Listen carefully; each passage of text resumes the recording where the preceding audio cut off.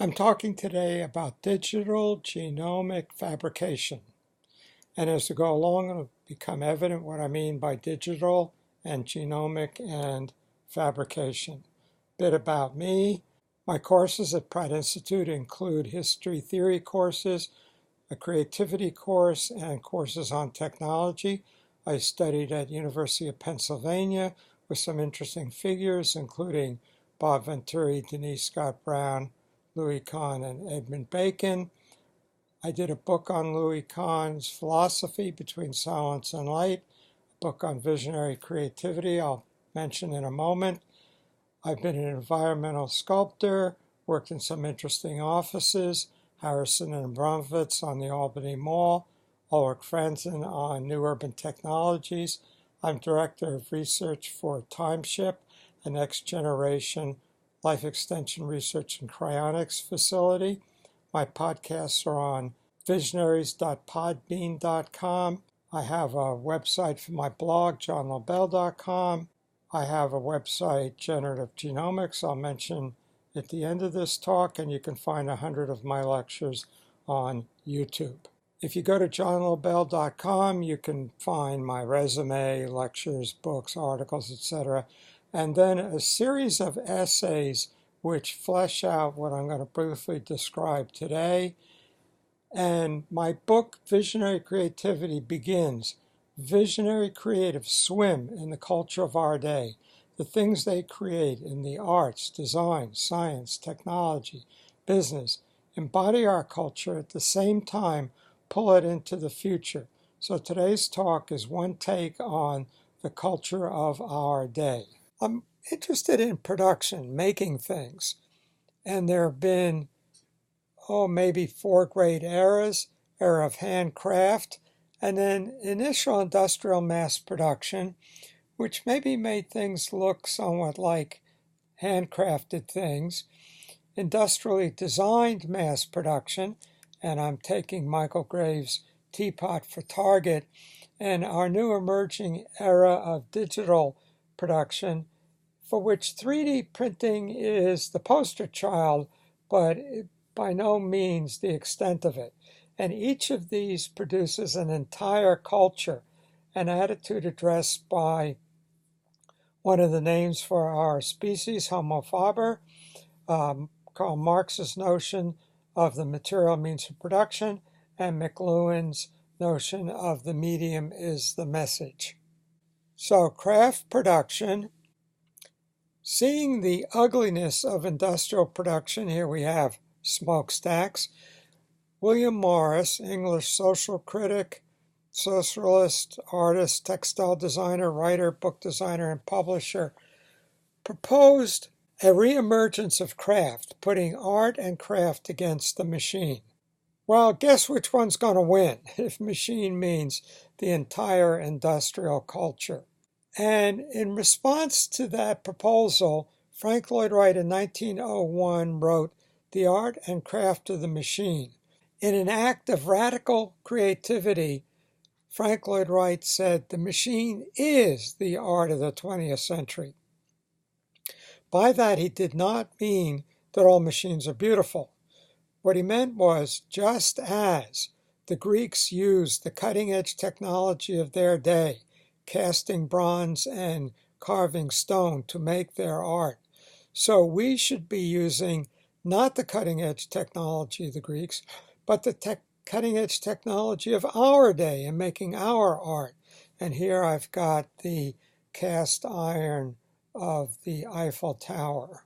Industrial production, and here we have a Ford assembly line, is still with us today in the assembly of electronics. Maybe these people in pink hazmat suits are making iPhones.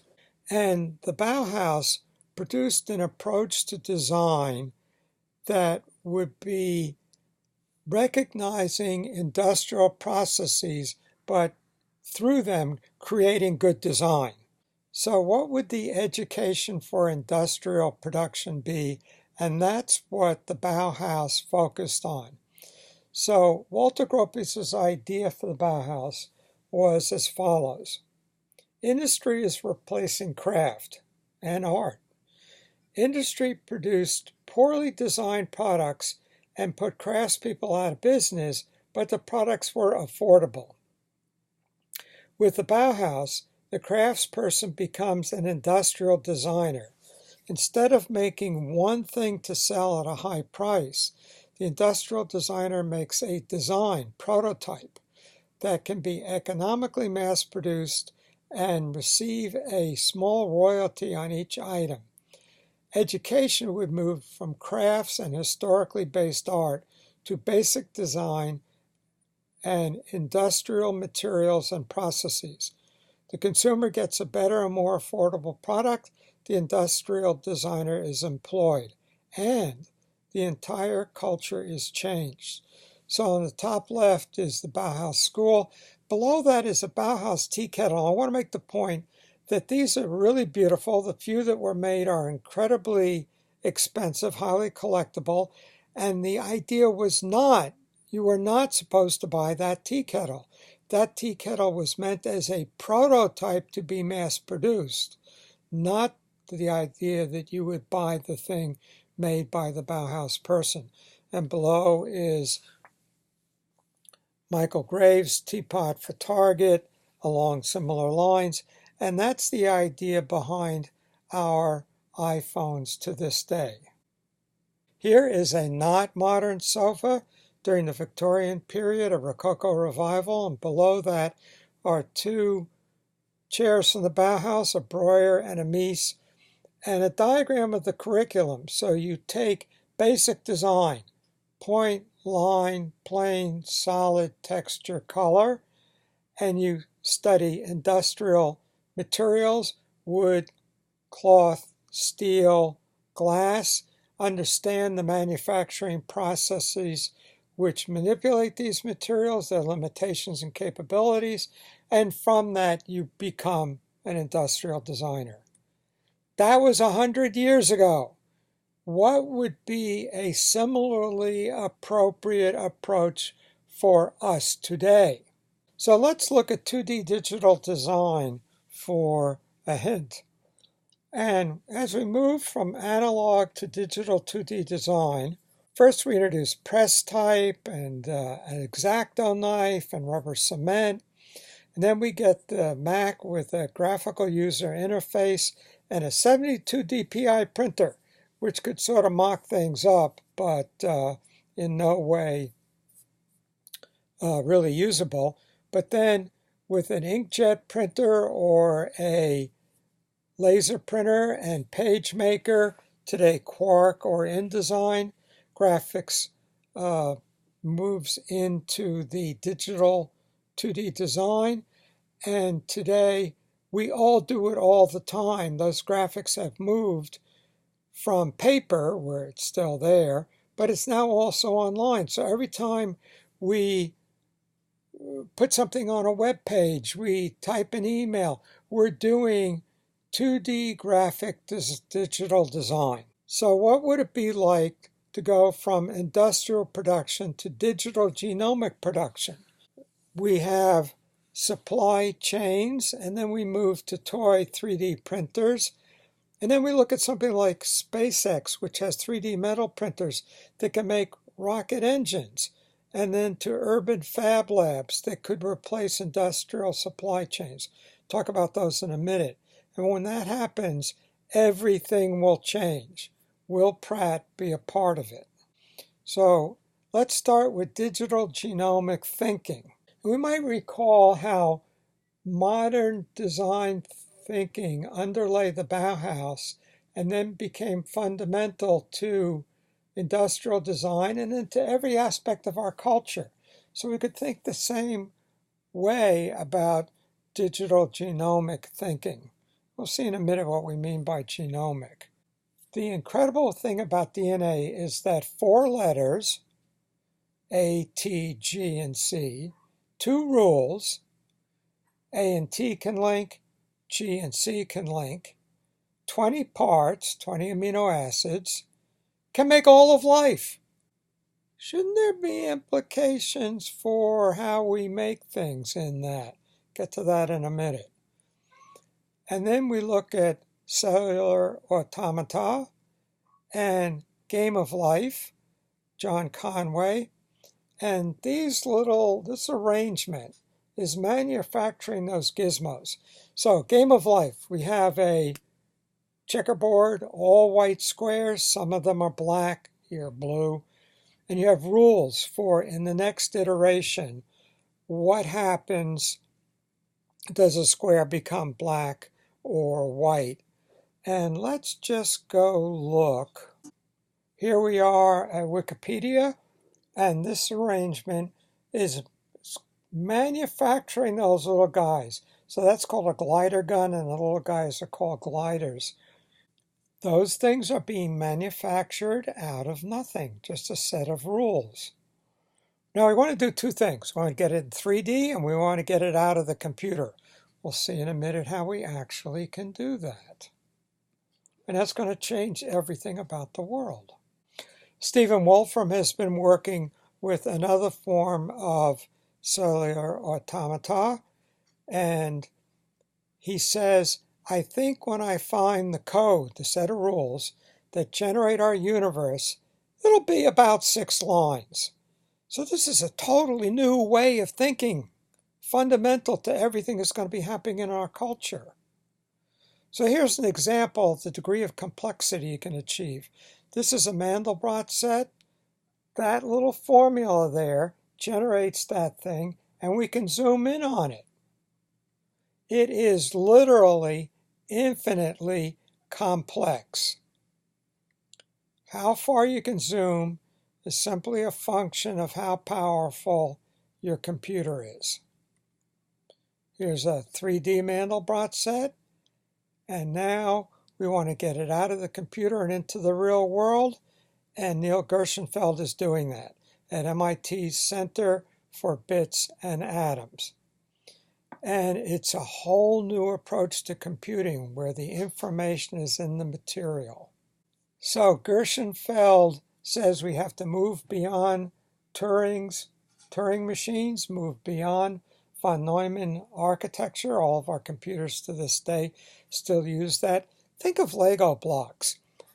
How you can assemble them is influenced by the structure of the Lego block.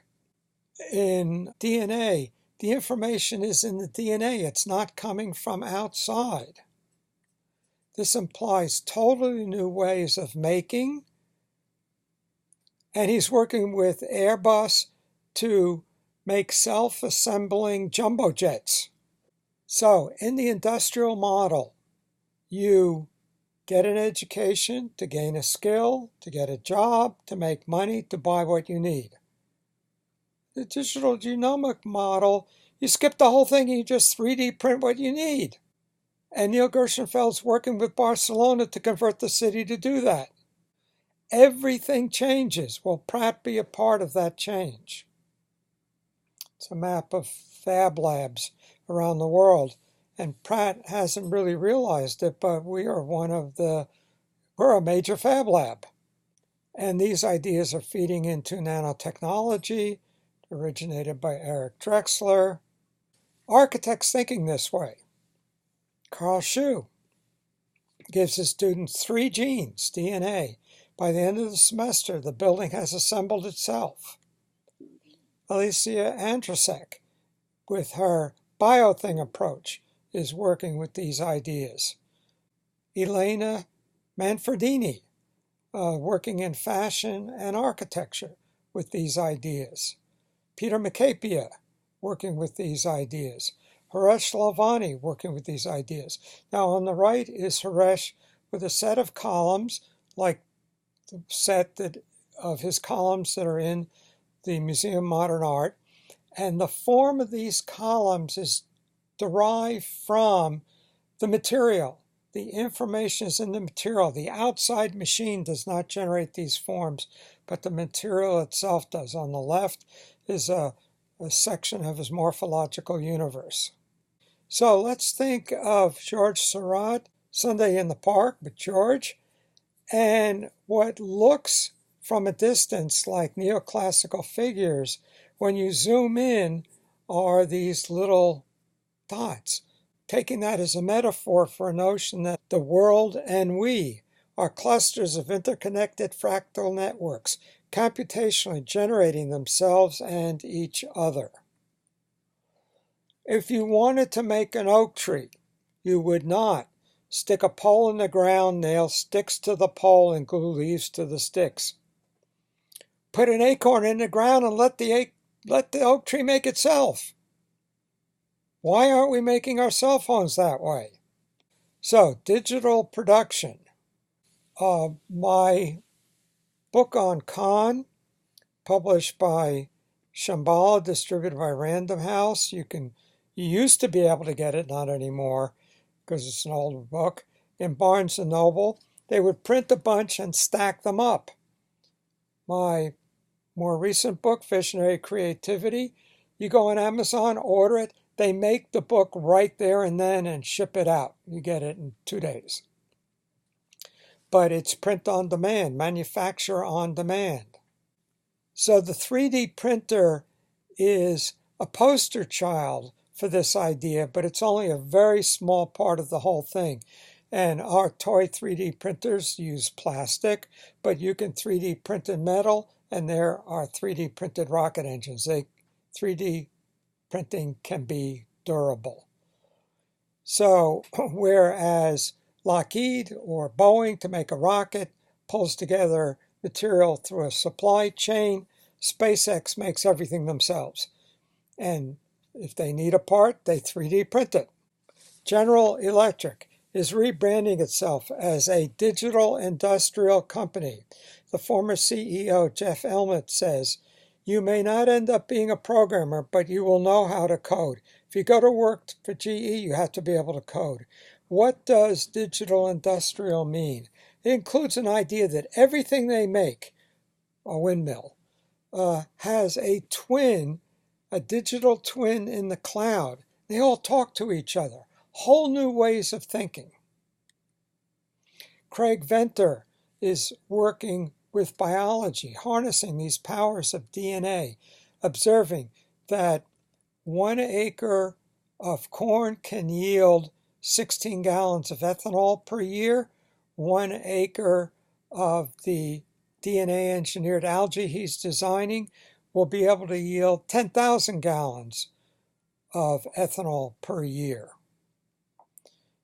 IBM, among others, are working on chips that self-assemble, since they're too small to make with tweezers. So what would an education be for this digital production?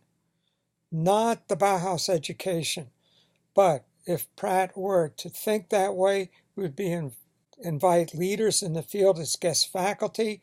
We would all be learning coding, programming as a new way of thinking. We would be aware of ourselves as makers, Pratt as a fab lab. Students would be able to do independent projects, and we would have industry collaborations. Here's some of the figures I would propose that we attempt to invite to come as guest faculty. And if we had time, we could talk about the contributions of each of these people, but you probably know who many of them are.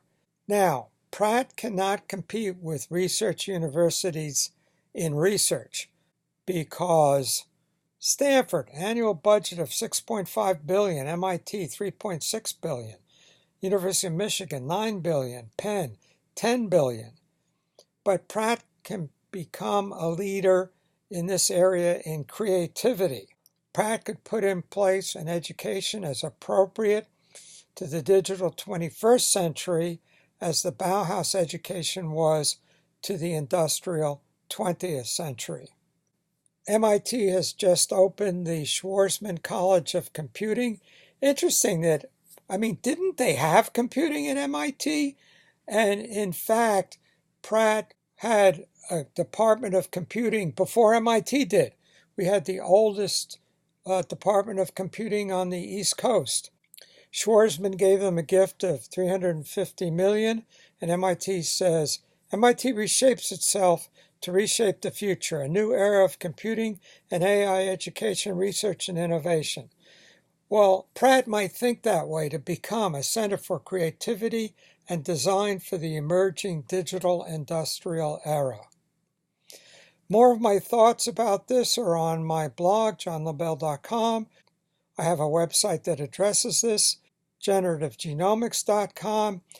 I've been giving this lecture in various forms since 1969, and I would end with this slide of a Xerox on a raw egg and ask, why aren't we Xeroxing our cars? Now we are. Thank you.